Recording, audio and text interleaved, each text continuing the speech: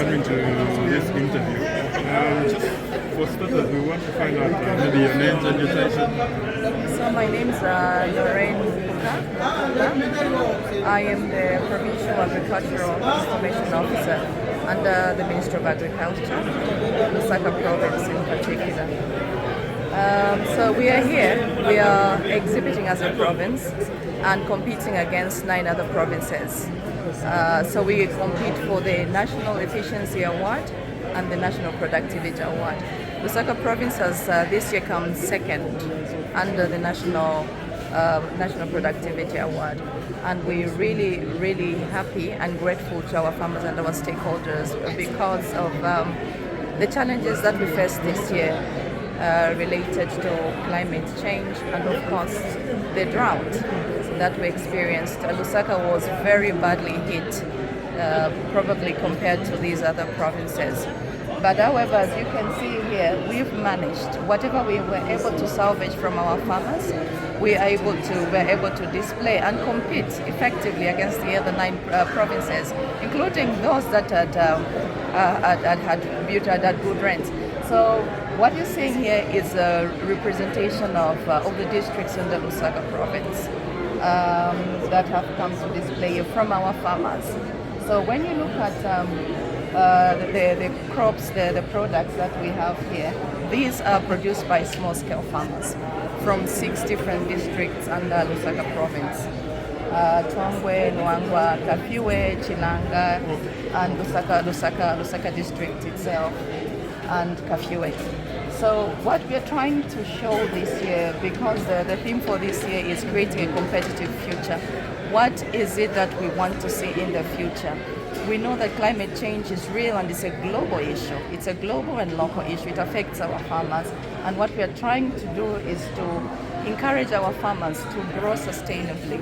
What do we mean by that? It means that we have to inculcate the technologies, the smart agricultural farming methodologies, and which our farmers, when you look at our mosaic, the thematic mosaic, we're trying to interpret the challenges that we have and then going to stage by stage to show how then we can teach our farmers to mitigate, ways of mitigating this the climate change challenges. And among those is practicing conservation agriculture, where they are able to sustainably utilize their resources so that they can reuse the same resources for the future generations. So this is what we are doing. Then you can see Lusaka province is quite diverse. It's unique. We ride on our comparative and competitive advantage because we have multi-sectoral stakeholders that we deal with. So we connect our farmers. We try to encourage these networks, the synergies.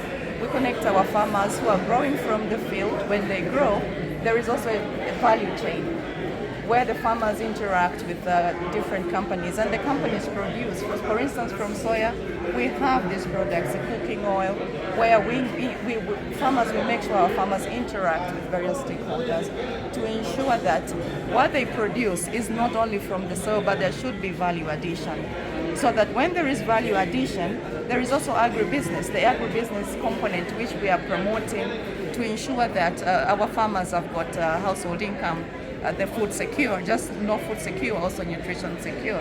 So this is what is happening. So for Lusaka province, the way we interpreted the theme is we need to go a step further. So you can see there is a drone. That is technology that has to be passed on. Eventually we need to get to a level where our farmers can use such technology to be able to produce sustainably, to be able to tell in time that this is the kind of environment where such kind of a crop is going to thrive, and also to help them also be able to, there's technologies through the drones that can show the content, the type of soil, the moisture content, and all that. It's part of also getting to the next higher level. If we're going to talk about creating a competitive future, we need to do that. So we are not just telling our farmers to say no, grow sustainably using small means of mechanization, but they can go a step further and also embrace technology. So that has to be side by side with the indigenous knowledge that we are imparting, the technical know-how and extension services, which are offered by the Ministry of Agriculture. Climate change has brought about diseases such as cassava brown streak. How are you helping farmers to adapt and grow drought-resistant crops? So I'll give you an example. For instance, Luangwa, Rufunsa, and those drought-prone areas, there are mitigations, there are mitigatory measures. When you talk of cassava is predominantly grown in Rufunsa. It's an alternative staple to maize. So the farmers are also being taught